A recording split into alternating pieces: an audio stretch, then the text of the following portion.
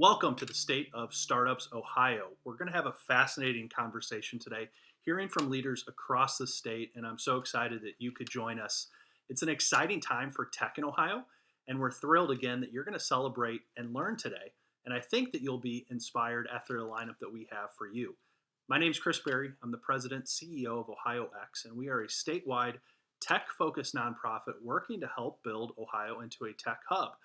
It's an exciting time, as I said, but it's because of the people that build the companies, the ideas that are here shaped in Ohio. And so it's so much fun to see the growth of this ecosystem, which we'll be diving in today. As I mentioned, we're joined by great leaders today, and I'm excited to first welcome in a moment Lieutenant Governor Jon Husted, who will be joining us. Later, we're going to hear from the leaders of Ohio's 5 venture development organizations. That's Sensi Tech, the Entrepreneur Center, Jumpstart, Rev1 Ventures, and Tech Growth Ohio. We also have 3 Ohio-based founders that have built incredible companies. This event coincides with the release of the 2022 State of Startups Ohio report that shows the Buckeye State's exciting tech progress. Ohio startups are setting records and strengthening our state's innovation economy. Regional venture development organizations, those 5 groups that I just mentioned, have been a foundation of support and capital for these tech-based companies, helping them to generate a $10 billion impact and more than 10,500 jobs created since 2016. And as I just shared, we have a great lineup today. We're going to hear about all of the work happening from Cincinnati to Columbus to Northeastern Ohio, Southeastern Ohio, Northwestern Ohio, all over, all corners, because it is an exciting time for the entire state. But when you think about Ohio in the tech hub, you're probably thinking about leaders like Lieutenant Governor Jon Husted. He and the team at Team Ohio are every day going to work, focusing on tech, focusing on innovation, bringing companies here, helping boost companies, and they're doing incredible work. He's been a champion for entrepreneurs for years. He's the first founder and director of Innovate Ohio, where he's advancing the DeWine Husted administration's commitment to leading an aggressive, innovative path towards a better and stronger Ohio. So without further ado, we're now going to welcome Lieutenant Governor Jon Husted to share more on his work. Lieutenant Governor Husted, welcome to today's event, and thanks so much for your leadership. Hello, I'm Ohio Lieutenant Governor Jon Husted. It's great to join you today for the State of Startups in Ohio 2022. I want to thank all of the partners who helped put this together: Rev1, Jumpstart, Tech Growth Ohio, Sensi Tech, the Entrepreneur Center, and the American City Business Journals. Thanks for caring about these issues and for the work that you do to create a great entrepreneurial culture in the state of Ohio. The good news is Ohio has a lot of great momentum going on in the economy right now. As I have taken to say lately, we're creating jobs faster than we can find people to fill them, and we're building the workforce capacity so that we can fill those jobs and build the talent pipeline of the future. We have pockets of great success happening in the entrepreneurial culture. I will tell you that I think that opportunity has gotten even better with the announcement of Intel building the largest semiconductor production facility on the planet right in central Ohio, and that will ripple across Ohio in terms of the economic momentum it will create, in terms of the talent attraction that it will provide for our state. But I want to focus a little bit on some of the success that we've had. I mentioned the pockets of success, and a lot of it comes through the formation of smaller companies and their creation of venture capital. In 2013, Ohio companies received $121 million in VC investments. By 2020, that VC investment for Ohio companies grew to $1.14 billion and 221 deals. And in 2021, that exceeded $2 billion with record-setting number of deals. So we see we have the right kind of momentum that is being created in Ohio. In state government, we just want to touch on a few things that we've tried to do to improve the overall culture for the state of Ohio for venture and growth capital investments. First of all, let me talk about the Ohio IP promise. I got a lot of pushback from people who were saying how hard it was to get the intellectual capital out of our colleges and universities. So we simplified that, reduced the friction, made a standardized process within our 14 universities and 2 of our private universities for the commercialization and bringing to market of intellectual property in the state. We believe that we have the best system now of any state in the country, and we're seeing success coming with the improvement of that process. Let me also mention the innovation districts. We created 3 of them in Cleveland, Columbus, and Cincinnati. They're regional based. They involve our university systems in those areas, and it's designed to attract more research and development on those college campuses around some of the private and public sector innovations that are going on, and to build the STEM talent capacity to create a flourishing environment. And then additionally, we tried to make Ohio a welcoming place for more venture investment by continuing to reduce the capital gains tax in the state of Ohio. And now, with a provision that was in the last budget, we've allowed people to deduct, for Ohio-based companies that is, to deduct what they pay their workforce from their capital gains liability, which in many cases would take a capital gains liability to 0. So these are some of the things that we've done in the state of Ohio to help support a more entrepreneurial culture.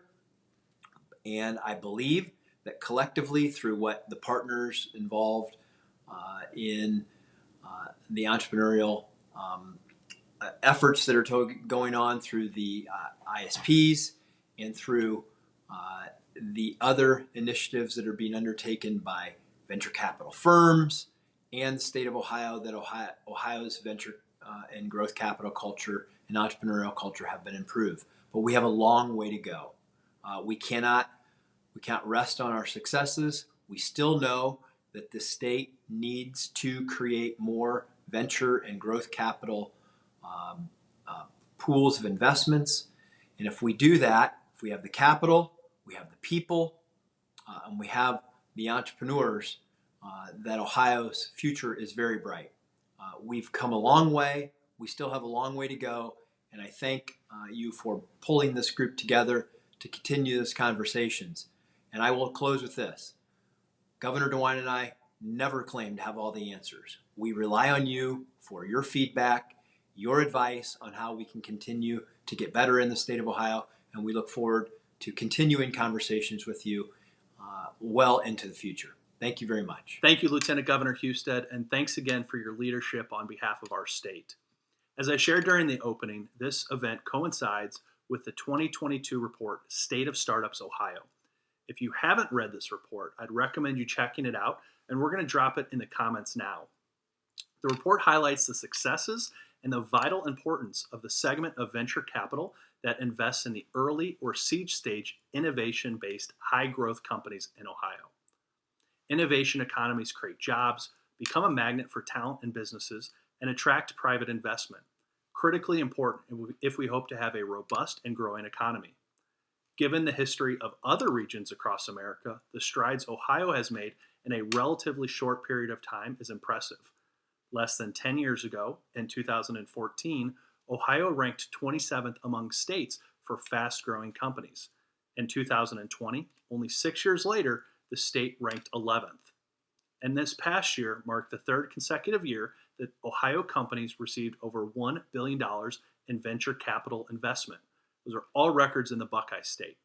And because Tech in Ohio is never done, we smashed through the $2 billion mark for venture capital money raised in 2021, more than double the previous record high.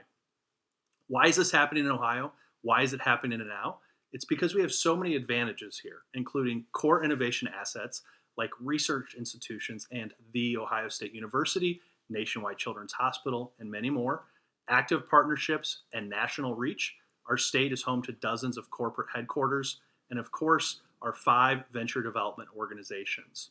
So I've mentioned now a couple times these venture development organizations, also known as VDOs, and they are Cincy Tech, the Entrepreneur Center, Jumpstart, Rev1 Ventures, and Tech Growth Ohio. But what is a VDO? Ohio developed an award-winning model that helps supports the unique needs of high-impact companies. These 5 venture development organizations provide specialized services and early investment through a structured regional approach that is backed by private and public sector partners. As early investors, these organizations have played a critical role in expanding Ohio's venture capital market and have a reputation for solid investments. With the ability to vet both technologies and business operations, venture development organizations have become trusted partners to outside investors. They're leaders in their region and they're leaders for our state. And now we're going to be joined by the state's 5 VDO leaders. And we're going to start by going to Ray Leach at Jumpstart to hear a little bit about more of their work in Northeastern Ohio. Thanks, Chris. I'm excited to share more about Northeast Ohio, as our region represents 40% of Ohio's population and includes incredible urban, suburban, and rural communities with rich histories of innovation and entrepreneurship. This history has created a dynamic community rich with assets, including Fortune 500 corporations, professional sports teams, world-class cultural assets, and an energized tech startup entrepreneurial economy. Northeast Ohio is also known for its excellent quality of life, affordability, vibrant neighborhoods, Lake Erie, and nationally recognized park systems. While Northeast Ohio has a world-class reputation for smart manufacturing, we're also known for our healthcare institutions who cure patients while also partnering with startups to save lives and increase the effectiveness and efficiency of the healthcare industry.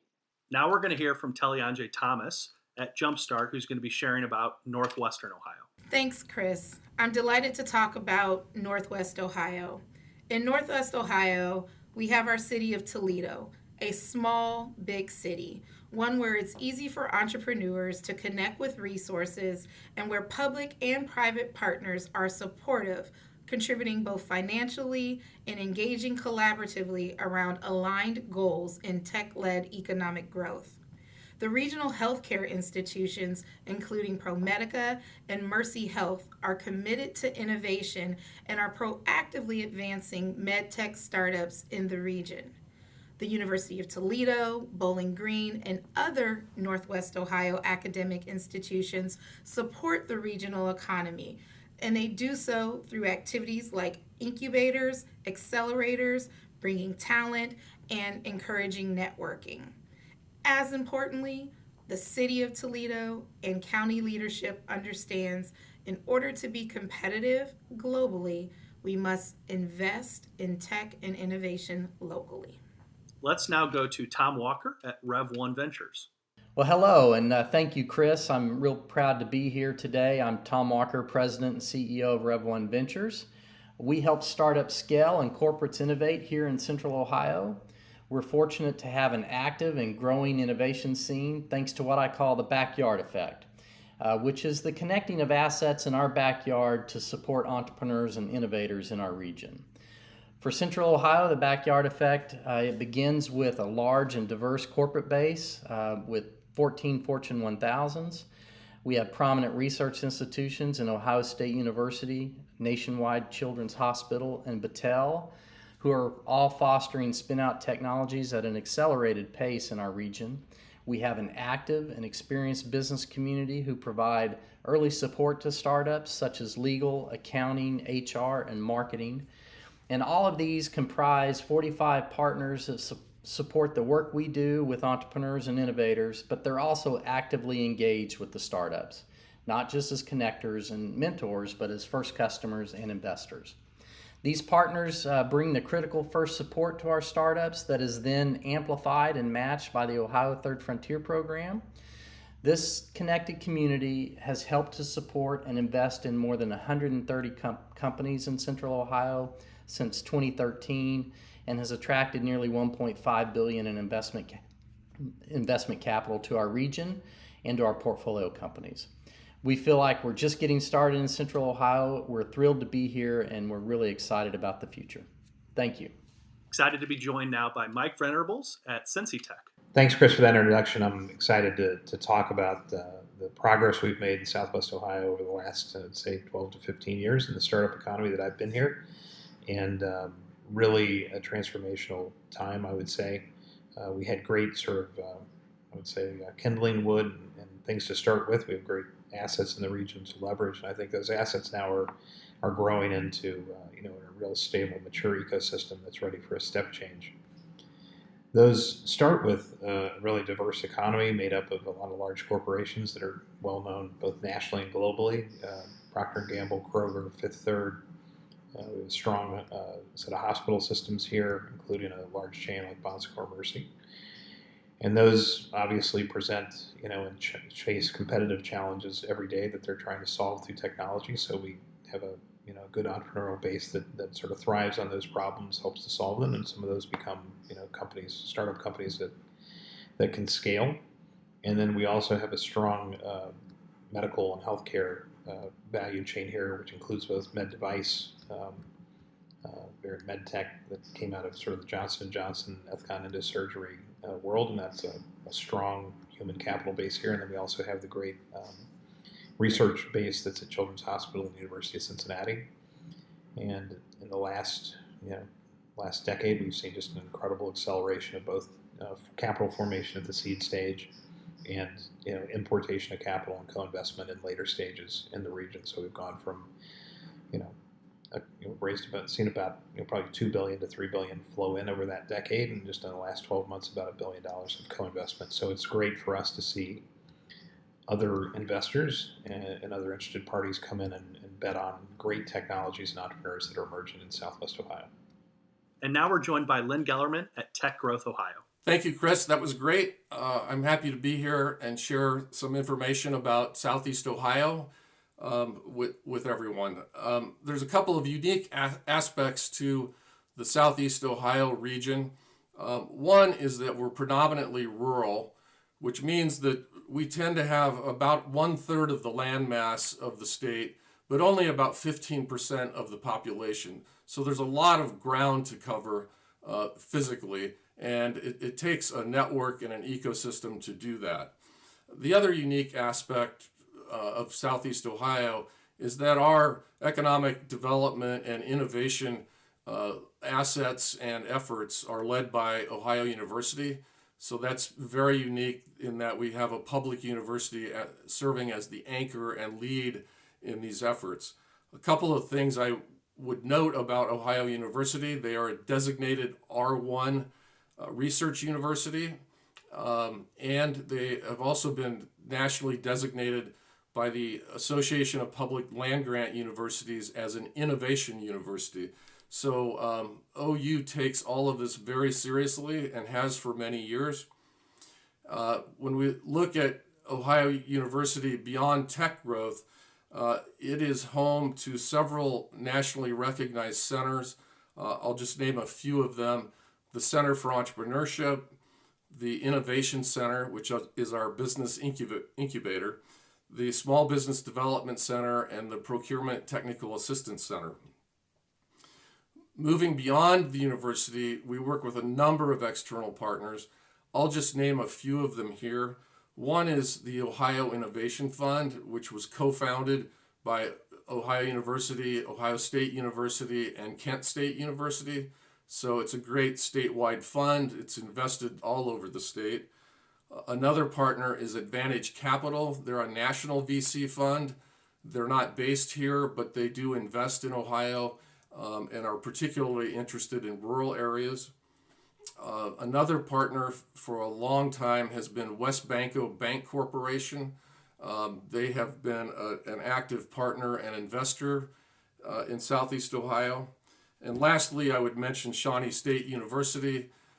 Yes, the universities do work together sometimes, and we are very happy to work with Shawnee State and their Cricker Innovation Hub, which is relatively new in the last 4 or 5 years. And finally, I would like to conclude with something that's highlighted in the State of Startups report. Where does all of this lead? And one outcome was the success of a company called Sterling Ultra Cold, which manufactures ultra low temperature freezers that are so vital to the storage and deployment of the mRNA vaccines to fight the COVID pandemic. So it turned out that this company's technology and its high-tech manufacturing ended up being so important and vital to the health of our nation It also created over 220 jobs and led to a very significant financial exit, one of the larger exits in the state, and certainly the largest in the history of Southeast Ohio when you talk about venture-backed companies. So thank you for your time, and thanks for learning a little bit more about Southeast Ohio. We're now going to welcome Scott Korndike from the Entrepreneur Center and hear a little bit about their work. Thanks, Chris. I'm Scott Korndike, president of the Entrepreneur Center, a modern economic development organization that drives progress and prosperity through entrepreneurship. My organization supports the west central region of the state, including the 9 counties surrounding the city of Dayton. Since late 2017, the Entrepreneur Center has delivered entrepreneurial support services to startups and small businesses through the ESP program. On behalf of the hundreds of entrepreneurs who have benefited from those services, we thank the state of Ohio, the Department of Development, the Third Frontier Commission, and Commissioner Bruce Langos for their ongoing support. Since the inception of our ESP program 3 years ago, the Entrepreneur Center has supported more than 150 clients who've generated more than 600 jobs and created more than $210 million in economic impact. While our portfolio is still relatively young, we're growing quickly, and we're at the center of a renaissance of entrepreneurship and innovation in the Dayton region. I'm speaking to you from the Arcade Innovation Hub, a 100,000 square foot center operated by the Entrepreneur Center in partnership with the University of Dayton. The hub is the largest university-anchored innovation center in the country and is visible proof that Dayton's heritage and history of innovation is alive and well. Foremost in driving regional innovation in the region is the Air Force Research Laboratory, headquartered at Wright-Patterson Air Force Base here in Dayton. The research lab directs more than $5 billion of scientific research each year. The Entrepreneur Center works closely with the Air Force in support of their commercialization efforts. In fact, more than 30% of our ESP portfolio now consists of companies who are directly commercializing technology developed within the Air Force or developing solutions in direct support of the warfighter. That pipeline didn't exist even 4 years ago. We're very proud partners of the University of Dayton Research Institute and the Parallax Research Institute, both making significant contributions to the vibrancy of our efforts to take technologies from the laboratory to the marketplace. At the Entrepreneur Center, we know that an individual organization cannot single-handedly drive an innovation ecosystem. We're joined in our efforts by a collection of more than 20 regional organizations known as Launch Dayton. Together, we've streamlined our support processes, created mutually supportive relationships, and kept our entrepreneurs at the center of all that we do. More than half of the participants in Launch Dayton are direct collaborators with the Entrepreneur Center, and their efforts have contributed to the results you see in the State of Startups report. The Entrepreneur Center is proud of our work in the innovation ecosystem. In partnership with the Ohio Department of Development and the Third Frontier Commission, the Dayton region's startup and small business ecosystem is stronger than it's ever been. We're honored to join our incredible regional venture development peers in this important work. Together, we will continue to make Ohio the very best place to start a business. On behalf of the Dayton region, we wish you all the very best. That was great insight. Thank you for sharing. And that was so cool to hear about the work happening across Ohio by the leaders from our VDO organizations. Now we're going to head into a conversation with 3 entrepreneurs, Ohio-based founders that have built Ohio companies and the work that they've been doing to help build tech in our state. I'm excited to be joined by 3 entrepreneurs with amazing Ohio tech stories. They've got great inspiration, great passion, and great experiences that I'm excited to learn about for this conversation. And so what we'll do now is I'll introduce the 3 just briefly, and then I'll ask each of you to share a little bit about yourselves, your companies as it stands now, and then we'll kind of back it up and kind of dig into how you got started and the role Ohio played in it all. So we have Gerald Hetrick, CEO of Able in Northeastern Ohio. We have Jeff Schumann, the CEO of Aware. And then we have Rachel Angel, the founder of Peerro. So welcome to the 3 of you. Thanks for being here. We'll start with Gerald. Gerald, welcome. If you could share a little bit about yourself, where you're from in Ohio, your background, and your company, Able. Sure. Thanks, Chris. Thanks for having me. Yeah, as you said, I up until very recently was the CEO of Able. We were just acquired by a fantastic software company called Bullhorn. It's a leading software tech provider to North American global staffing space.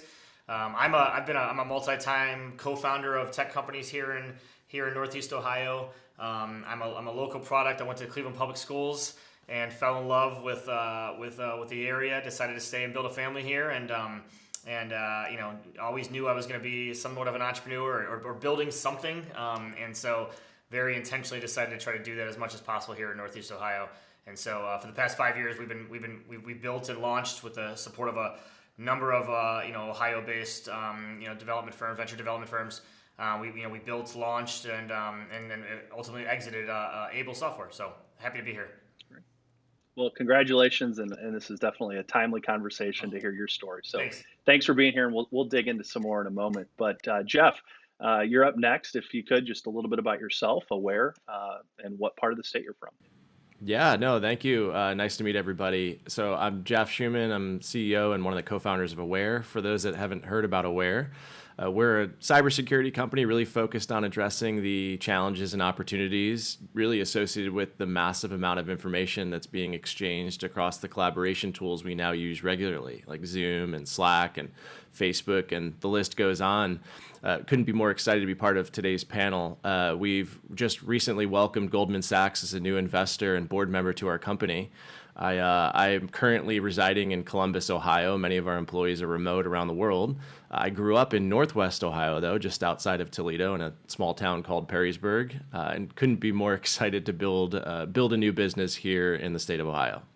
That's awesome. Well, congrats, Jeff, on your latest accomplishments. And I love that we're doing a bit of a tour across the state with backgrounds and such. But Rachel, we'll go to you. Welcome. And if you could share a little bit about yourself, where you're from in Ohio, and your company's story. Sure. My name is Rachel Angel. Founded a company named Peerro. I'm actually from Ohio. I actually was born in New Jersey, but I claim Ohio. Cleveland is the place that I came from. And as far as Peerro, what we wanted to do was really attack one of the largest issues that we're dealing with right now.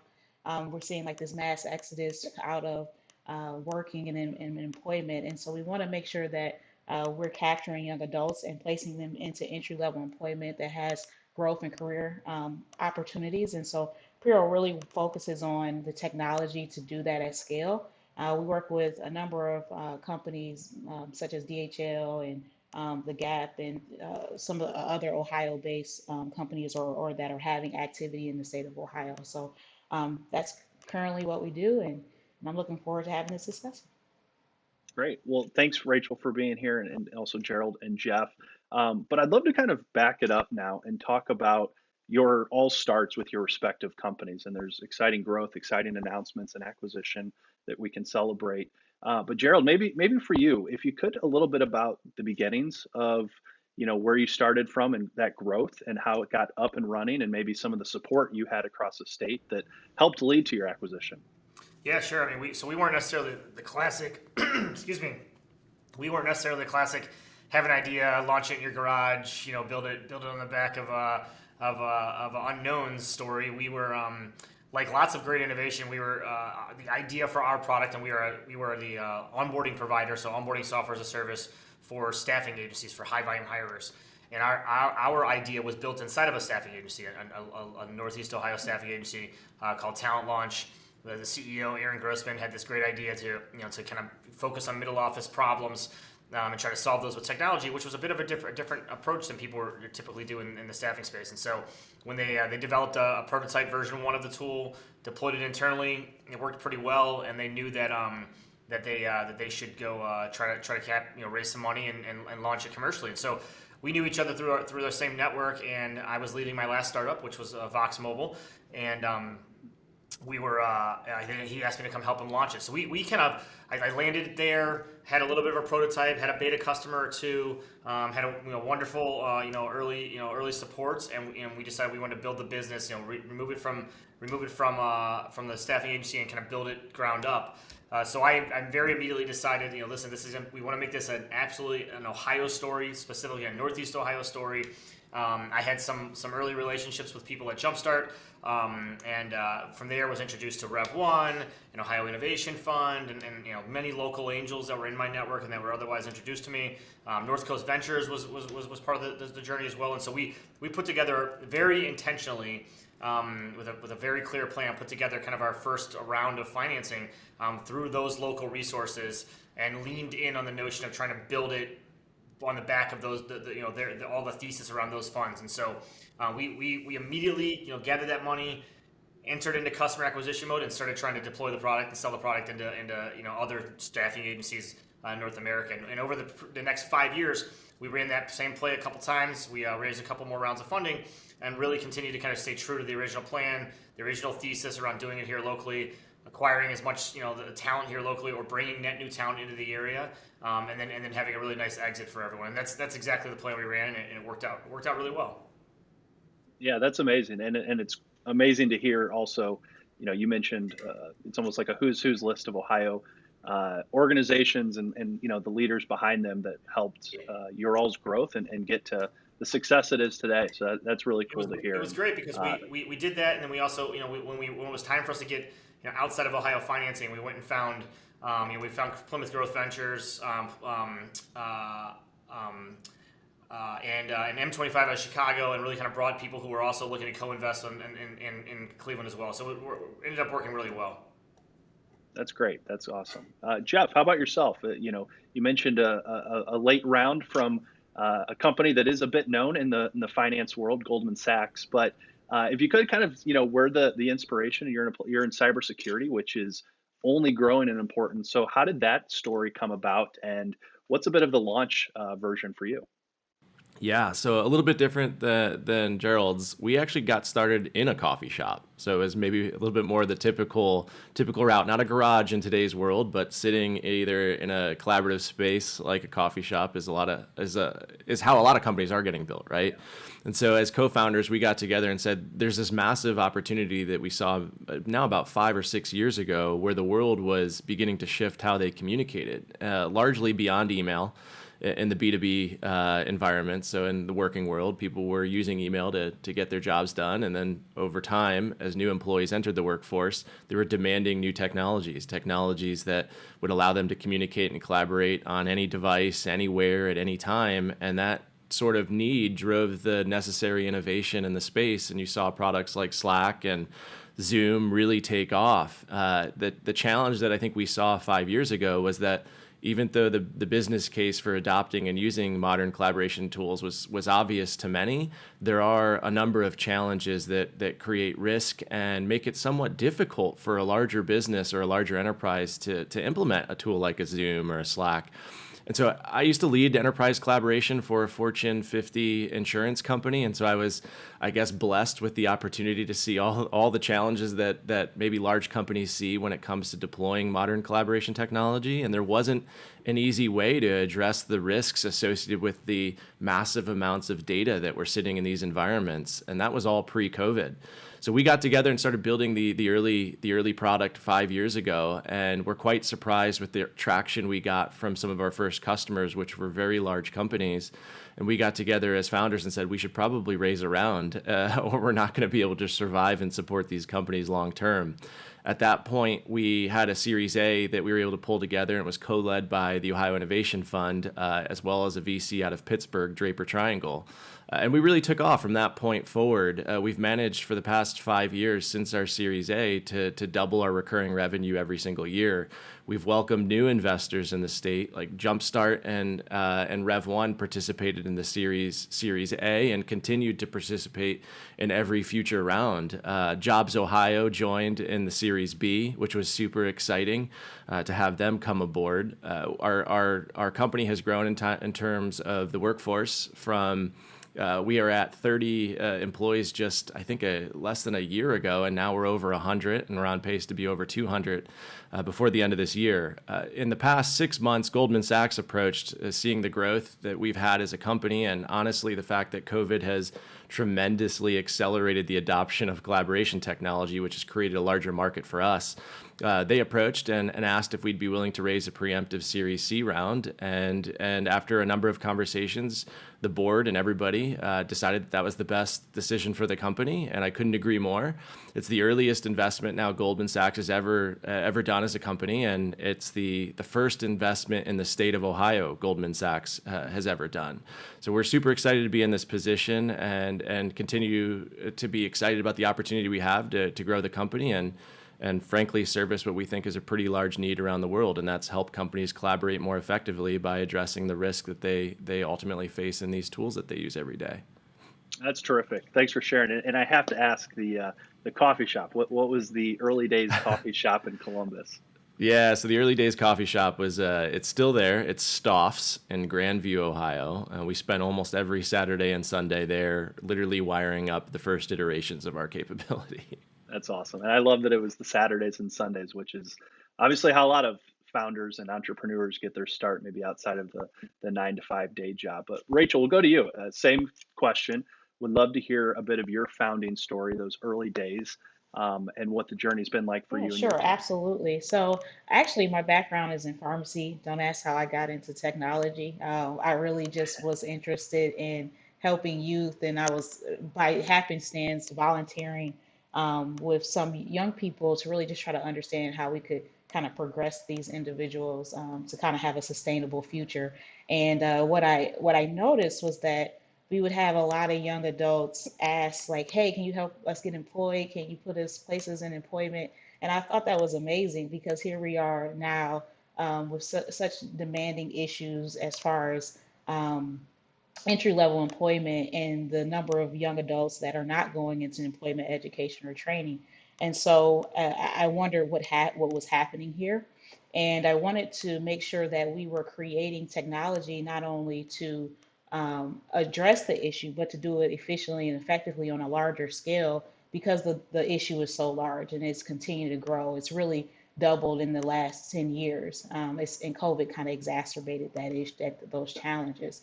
And so, we went ahead and we went forward and we built out the technology and were able, especially in the last year, as we started to see the exacerbation of these issues, we saw a lot of companies struggling and really taking the time to understand what was kind of causing and pushing these challenges and investing in making sure that we're solving that. And that's really what the technology is all about.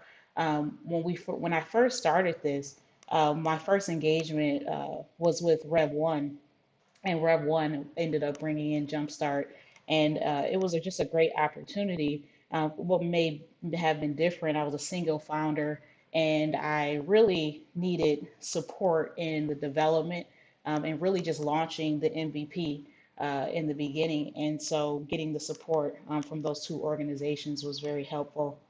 And so now we've moved into a pre-seed to our seed round. And so here we're currently operating in that, and we're continuously seeing progress and an increase in revenue year after year. That's great. Well, thanks for sharing that as well. And Rachel, I'll kind of go back to you, but at this point, Gerald and Jeff would open it up and kind of, would love to kind of hear dialogue amongst the three of you founders and entrepreneurs. But Rachel, we'll start because you mentioned earlier stage, and you're just getting up and running some of those early rounds of financing, and the VDOs we just met. How did you first find out about them? They receive funds from the state of Ohio, help entrepreneurs and tech founders get free services across the state. And so, in that very early stage, as you're probably looking for resources, starting to think about funding, how did you come across your VDO? And what was that kind of experience like? How Sure, did you and engage you're with them? you're referencing like Rev One and Jumpstart and how I got introduced to that. Yep, exactly. Well, I would say I was very hungry to find a resolution to identifying the resources and capital to accomplish what I needed to accomplish, considering that I was a non-technical founder. And so in that, you actively start asking questions. Chris, I really can't remember what was my first introduction to Jumpstart, but I do remember Rev One, as I was pursuing partners to help develop the technology. One of the things that they had suggested, let's set a meeting with Rev One and see if there's opportunity for them to invest in the early stage. So that's kind of how I got introduced to Rev One, and Rev One collaborated with Jumpstart, much like I think Jeff, you spoke of that, or maybe Gerald, both. They collaborated with one another, and really kind of I think one of the biggest benefits and support in that instance was that I didn't have the onus of building all the relationships wasn't necessarily just on me. There was a lot of assistance in bringing additional resources to the table so that we might make this dream real. That's great. And Jeff, I'd love you to hop in if you would. And Yeah, you yeah. mentioned the cross collaboration too. Yeah, no, very familiar with that same sort of story that Rachel just kind of walked through. And our Series A, Jumpstart and Rev One participated in the round, and frankly, I think it's a testament to the work that they have done to build such an established brand across the state of Ohio that I didn't have to go out and look for them. I knew that if we were going to try to do something and wanted to bring aboard good investors, like Rev One and Jumpstart are a great place to start. And frankly, I think it's important for founders to run diligence background checks, everything on your investors as much as you do your employees, because it becomes a real marriage. I mean, you spend more time with your board and your investors than some of your key leaders at your organization. And so we did a lot of that in the early days. It was largely around, will we get along with the individuals that operate at Rev One and operate at Jumpstart? And the answer was an obvious and quick yes. Like, we were aligned culturally, we were aligned on the mission of the company, we were aligned on what we were trying to achieve long terms, and it became somewhat of a no-brainer to welcome them aboard. And I think then what played out over the next few years was you can write great values on your walls, you can put them in your pitch decks, you can put them on presentations, but if you don't really operate that way, then it doesn't matter. And so everything has really been validated since the Series A, that we couldn't be more excited about the partnerships that we've been able to establish with each of those investors. And frankly, both then helped us by bringing aboard Jobs Ohio, who came in our Series B.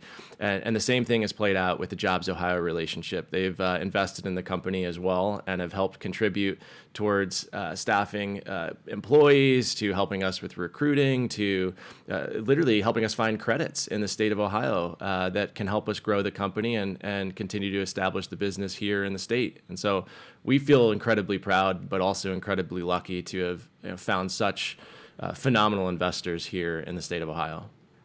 Thanks for sharing. And Gerald? Yeah, I mean, we share many of the same stories, everything from the hunger to just figuring it out. But I mean, ultimately, I've always had a kind of a passion and a little bit of a high level of interest in like the whole seed, pre-revenue world, and how many great ideas never get financed, or how many bad ideas get financed and don't have great support. So I've kind of like, in almost a scientific manner, try to look at that and figure out, hey, what are the ways you can work around that, or you can leverage it. And so when we launched Able, it was very specific. I had a pre-existing relationship with Jumpstart because they invested in my previous company that I co-founded, and so I specifically, I think week 2 after I decided to go do the Able thing, picked up the phone, called some contacts at Jumpstart, and said, okay, let's go try to build a very typical process here. Let's do a seed round. Let's plan the seed round towards the Series A. And what Jumpstart was great at, it was getting us introduced to all of the other folks. So I didn't have relationships at North Coast Ventures or at Rev One or at Ohio Innovation Fund. They all they worked so well together. They all the spider web went out. We all kind of got together. The diligence process was very collaborative, and the negotiation process was very collaborative. We were able to pull together a strong round that, for me, just allowed me to kind of get the right rounding out of a good diverse group of investors, but they all had the same mission that I had, which was to build something special here in Ohio, and to keep it local as much as possible. Combine that with the fact that they all bring great angel relationships. So I had great angel investor relationships personally, but also almost every single of the VDOs that we partnered with brought some net new angel relationship that ended up on our cap table. And so we were able to build just a really great kind of story of local supports that worked out so well and was so vibrant that when we were then looking for outside capital, folks that were going to write a bigger check to lead bigger rounds, it was easy to find. Shouldn't say easy. It was simpler to find people who kind of met those values because they were very aware of the organizations that were supporting us.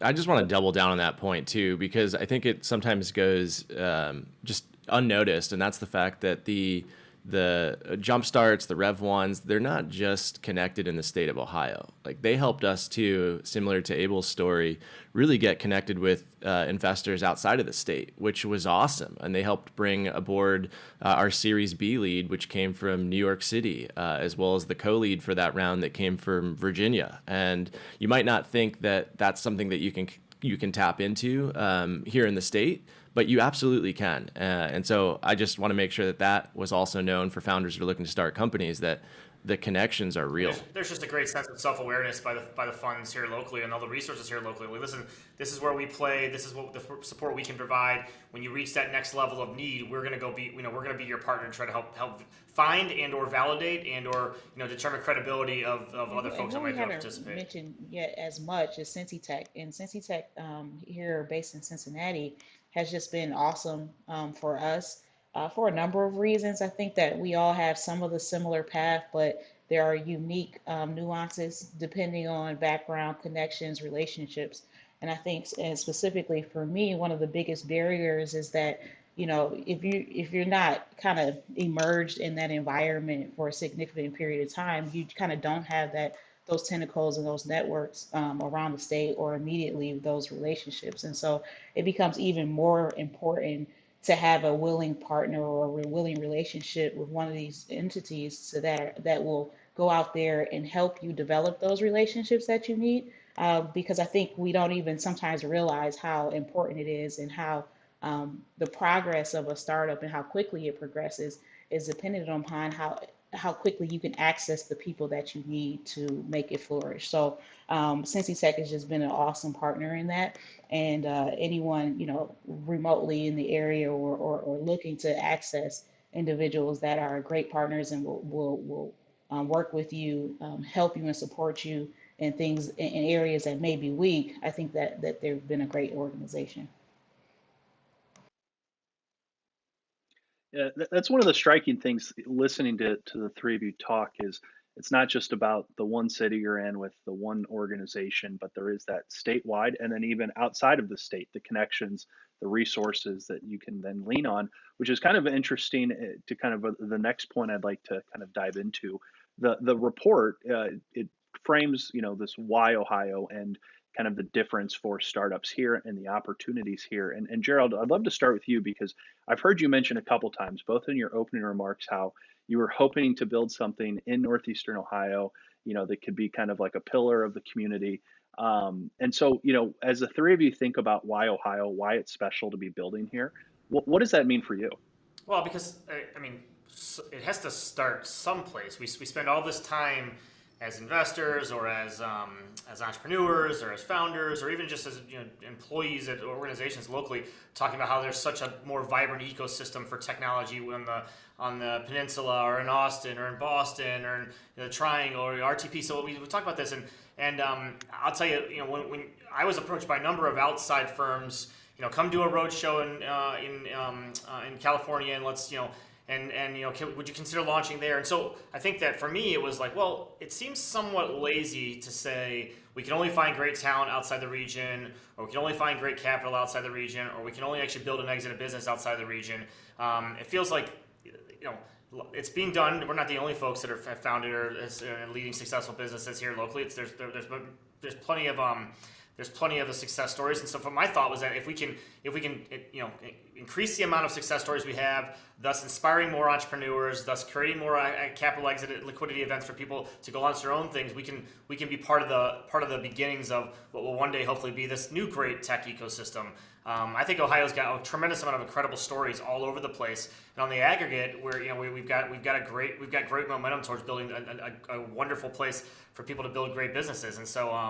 I really wanted to be part of that. I wanted to lean into maybe it was a little bit harder than not. Who knew at the time? Maybe I was being a little egotistical about it, but ultimately I thought it was just it'd be more fun to try to do it here, 20 minutes from where I lived and where I was planning to stay and raise my family versus trying to uproot everything and go somewhere else just because people told me it would be easier. I couldn't agree more. I mean, I'm just going to start by saying I love Ohio. And if I was going to build a company, I wanted it to be in Ohio. You used to have to be close to the technology, as Gerald was saying. Like, you used to have to be out in the valley and be close to where my infrastructure was going to be. But we live in a cloud distributed world now. Like, you can easily start a technology company on the island of Mauritius, right, if you really wanted to. And so that's no longer an inhibitor. So then it becomes like, where do you want to build this thing? And where do you want to get started? And there used to be a challenge with capital access in the state of Ohio. That's not And that's not a problem anymore. There's plenty of capital in the region. There's been a number of successes that have attracted new investors to the state. We've brought Goldman now to the state, who is also an investor that can invest in new businesses that are getting off the ground.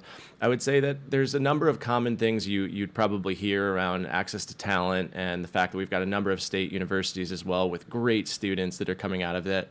Those universities that I would put up against Harvard grads and Stanford grads and MIT grads right away. I mean, it's the same caliber of talent and the same level of experience and knowledge. But there's one thing that I found that's really, really fascinating to me, and that's that founders and investors in the state of Ohio all want to help each other. It's not as cutthroat as the coastal companies, and I've seen a number of them kind of operate. And people here want to help each other win, and I think that's awesome because that goes a long, long way. When I care so much about Abel's success, and I know Gerald cares as much about my success, and Rachel I know cares about our success, and we care about Peerro's success. Like when you operate like that, we can all help each other win, and I think that's unique to the state of Ohio. I don't know if that's the personality of the people that grow up and live in the Midwest, or if it's something else, but it's for sure real, and it's something that is incredibly helpful when you're Jeff, trying I to get definitely think business it's off the the ground. Midwest personality. I see that consistently There we go. among, especially people from Cleveland. It's just a different type of culture. But I say for me, as an African American female, it's always for opportunity to try to be an example and try to kind of identify barriers seen and unseen and try to break those barriers down so that as we start to try to bring in more minorities into the tech space, that we're recognizing and identifying some of those challenges, and it's not something that they then have to overcome as well, because those things are very unique. It's sometimes hard to explain, the little things that you just kind of miss and don't realize maybe how contributory it is to the success of an organization. So, for me, being successful it means that I've pushed through these barriers, that we've helped make it better because someone got to the finish line. And so that next person, we all understand what those barriers are and we can continue to work on it.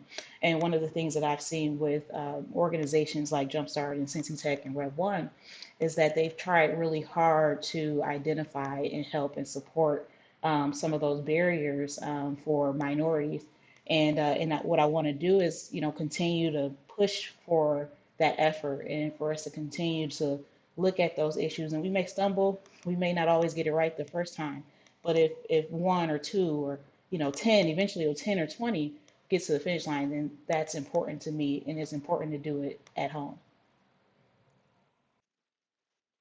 Yeah, that's a great point, Rachel, and very well said. And I know that there's a lot of amazing initiatives and programs and the investment to kind of create these opportunities for all Ohioans, because that's I think another opportunity where our state can stand apart and create opportunities here for Ohioans, from all parts of the state and all backgrounds. Jeff, something interesting you mentioned was the kind of historical difficulties of raising money in Ohio, and we've all seen the statistics where venture dollars historically go to three places, like the Bay Area. I think it's Boston and maybe New York City get like the vast majority. How has that shifted and changed over time? And how have these VDOs, the Jumpstarts, the Rev Ones, the Cincy Techs, how have they, helped change that and shift that to making it more possible to help fund these early stage entrepreneurs? Yeah, you used to have to do what was called the Sand Hill Shuffle, right? Go out to California and go up and down Sand Hill Road and talk to VC after VC. And we did that pre-Series A. And it sounds like, I think, Gerald, you said you were kind of on that mission as well, where that used to be just the way you went about funding your business. Okay, if you weren't talking to VCs or investors on Sand Hill Road, then you probably weren't going to get access to capital. Especially if you needed to raise a larger round, you're in a highly competitive market or needed access to a certain amount of dollars to be able to be successful. That used to be the way to operate. And it certainly has evolved over the past, I would say, 5 to 7 years. Tremendous evolution. Just, I think, naturally the success of some businesses and startups in the state of Ohio that have had great exits. Abel's one of them. And prior to that, Cover My Meds that exited for 1.4 billion. That sort of stuff draws the attention of new money that suddenly says, okay, like there's something real here. Like companies can be built in the state of Ohio, and it's happening. And that started to make it more obvious to those that maybe didn't know. And then you have your Rev Ones and your Jumpstarts and the Jobs Ohios and everybody else, the Cincy Techs that have been here for a number of years, but suddenly they have new partners that they have access to. They've got now new founders who are thinking, oh, wait, I don't have to go to California. Like I can actually raise some money here. There has been success here. There's press here. And now we know about some of these other investors in the state that you didn't know about years ago. And just that continued momentum as it happens year over year with success story after success story, it gets easier. I think as a state, we have a great opportunity to actually stand at the top of the mountain and tell everybody how great we are. Sometimes you have to. Sometimes you have to let people know that all the good things that are happening. I've heard a few different times from people that we're recruiting to come join our company and live in the state of Ohio. They've said a few times, like, you guys need to focus on the PR department for the state, because this is an awesome state. Once we've gotten here, like, we've realized how cool it is, but we didn't know about it before we got here. So I think that is an opportunity for sure. But like capital access has absolutely evolved from 5 to 7 years ago. And I think that can be tied to the fact that we've had a number of key successes and a number of new investors year over year say, oh my God, what's going on over there? I want to know. And so I couldn't be more proud to be building a company here now. I think there's I echo so much of that. I think there's a level of pragmaticism and practicality that comes with the Midwestern spirit, and that has been historically confused or misunderstood for not being big dreamers, or not being not wanting to go hit home runs, or not wanting to go chase the biggest opportunities. And so I think what I pitched 21 times last summer. We went out to market to contemplate our next round. Before we exited, we ultimately, which we're thinking about with the next path for us. So I pitched 21 times, all to funds outside of Ohio, to try to understand the sentiment. And every one of them, almost all of them, did not yet have an investment in Ohio. All of them had a net new thesis around trying to invest in the Midwest, particularly because they're starting to understand that that Midwestern spirit should not be. There are still super dynamic, really talented, very bright people that actually are mashing those attributes up with the notion of practicality and operating under real realities that can actually build real businesses that can create real value, that can create real exits. And so it used to be a numbers game, right? The biggest funds will invest a number of times, understand they're going to miss on half of them and hit on a couple of them, and everyone's trying to play that game. Well, that's just not really how most of us operate here in the Midwest. We're trying to balance being really thoughtful about how we use our investors' cash, but also trying to create value for everyone. People consume our product, our employees, our shareholders. And so I think that's beginning to create new awareness and new opportunities for people who are looking for ways to have alternative successes other than the classic stories as Jeff talked about. So for us, we wanted to be part of the engineering of that change, that new sentiment. Yeah, that's great. And as we kind of start to wrap up, we'll do a couple kind of quick, fun questions to end, and we'll start with you, Rachel. But looking back, when you first got started, and I really view this as, maybe an entrepreneur who's just starting, listening to this. But what's a piece of advice that you'd give yourself? It's so tough because there's so much. So for this being my first company, I think that there was a lot of learning that needed to happen. So there were things that I think I should have done and really focused on from a learning standpoint. So I would say, one, really understand what you're going into and what your company needs to be successful. I think that's one. And then I would have focused more on building the relationships, making sure that the foundation was there, because funding comes naturally when you're progressing quickly. And so try your best. And then, I know that sometimes it requires a certain level of resources to do that.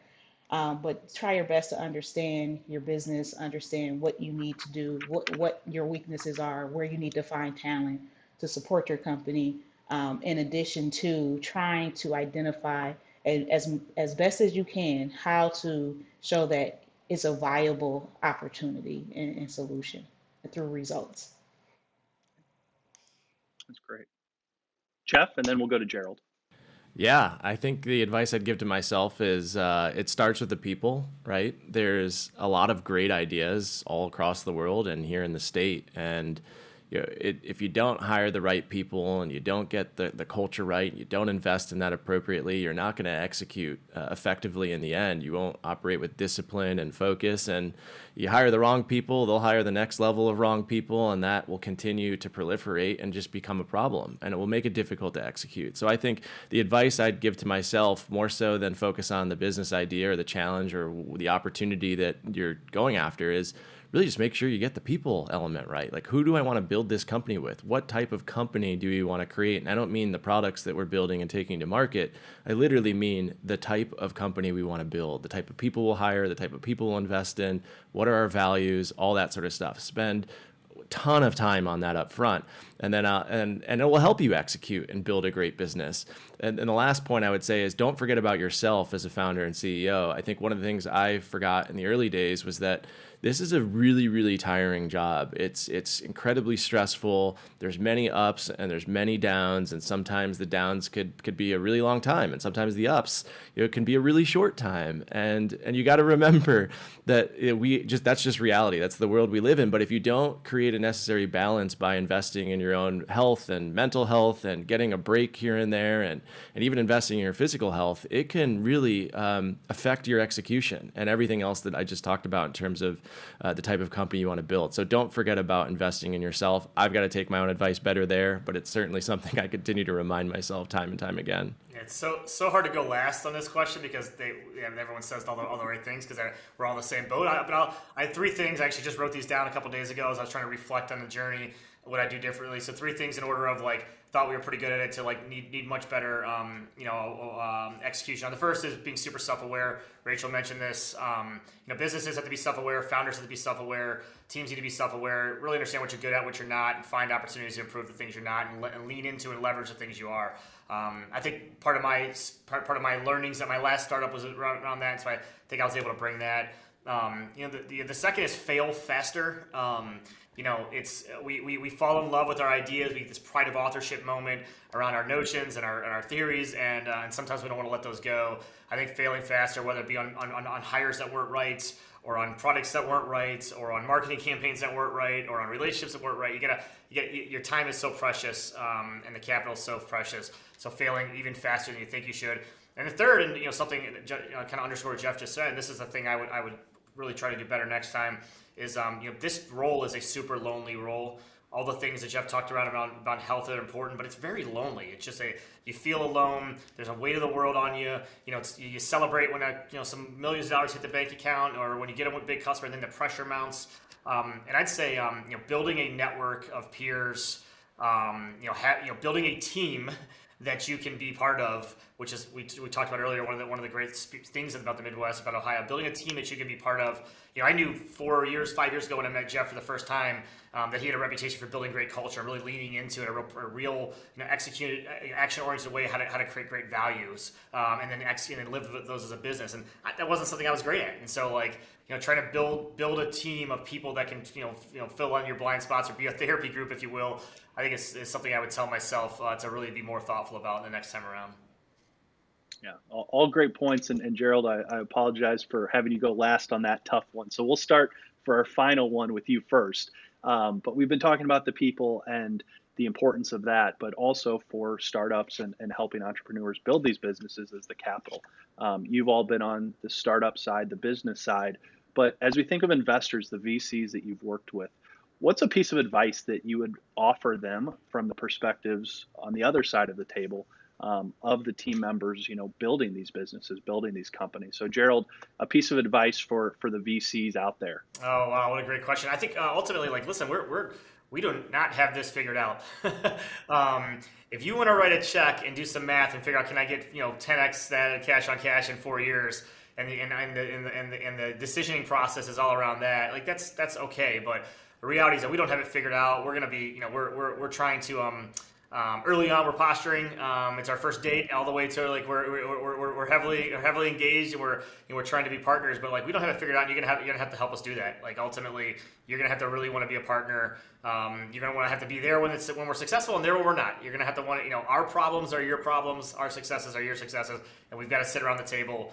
Not just I hate when people spend a week building the perfect board deck and the perfect story, the perfect narrative to go tell the board, a recap what just happened in a quarter. To me, that's just a miss. And I tell VCs that our founders want to have these great, trustworthy, bidirectionally trusting relationships with you, such that we can be super open and honest and transparent along the way, and we can workshop everything, successes and failures together. Sure. Well, I'll piggyback off of Rachel? what Gerald said, is that our projections are highly unstable. I mean, considering especially in the environment that we're in right now, and we're working as hard as we possibly can to make sure that we're getting the outcomes that we want, and we always want to be out upfront and honest. But times are different, and they are changing. Before it was hard to predict. It's like almost impossible to predict as we start to see these changes happening within the country, really month after month. And really it's kind of touch and go right now on different things. But I think at the end of the day, VCs have a position, which is to invest in companies that they believe will be successful. And so I don't know how much advice I could go against that, but I just know, if we convince you to believe in us, then we're working every day really hard to bring that vision alive. Jeff? I think what I would say is just invest with empathy, because there's a lot of VCs that maybe haven't been in our seat or haven't been operators before, but they've helped fund very, very successful companies, and they've watched the movie get written and been part of kind of the writing, but they haven't been an actor in the movie. And I think having just been naturally in that position, sometimes it could put you in a spot of maybe not operating with empathy all the time, not understanding the challenges that the Geralds and the Rachels and the Jeffs go through on the day over day, the many ups and downs. And I think if they think empathetically and they understand that there's really good days and there's really bad days and there's really positive times, there's really stressful times, then they'll operate as a member of the team. They won't just be an investor on the other side of the table. They'll be somebody who is on your team. And I think that's a really, really important thing to have as you do build a company. And that's knowing that as a founder, as a CEO, you don't have to operate with fear when you go have a conversation with an investor. You don't have to be worried about bringing bad news or be worried about saying, I'm in a stressful spot. Can I get your advice? Because you're worried about maybe a retaliatory action that might be taken against you in that position. I think if an investor continues to operate with empathy, I think that will only help founders and leadership teams and employees grow and be better and execute more effectively and efficiently. Yeah. Well said, Jeff, and kind of striking comments coming out of this that I've really taken in is it's about the people, and that's what I think is Ohio. Why Ohio? It's the people. It's the people at your companies, the startup founders, the entrepreneurs, the folks at the Rev Ones and the Jumpstarts and the Cincy Techs that make this work and help fund this work, and the relationships between both sides of that kind of investing startup table. And so want to thank each of you for sharing your stories, for the work you're doing, more importantly. It's an exciting time for tech in Ohio, and it's because of leaders like yourselves and companies like yours. So thanks for joining us today, and it was great to hear your all's work and perspectives. And again, thank you so much for sharing. Thanks, guys. That was a fantastic conversation with our 3 Ohio-based entrepreneurs. But that concludes today's event. This has been a fantastic day, a fantastic conversation where we've heard from all these different leaders, from Lieutenant Governor Jon Husted, the leaders of Ohio's 5 VDO organizations, and of course, the 3 founders who are making it happen. It's an exciting time for tech in our state, and it's because of the people and the organizations that are out there every single day. On behalf of myself, Chris Berry, on behalf of my organization, OhioX, on behalf of all those attending and helping put this together and doing the work day in and day out, thank you so much for joining. If you haven't already, make sure you check out this report, State of Startups in Ohio. It's a fantastic read, and you'll truly see the impact that tech is having on our state. Thank you again for tuning in today. This has been a wonderful event. Have a great day.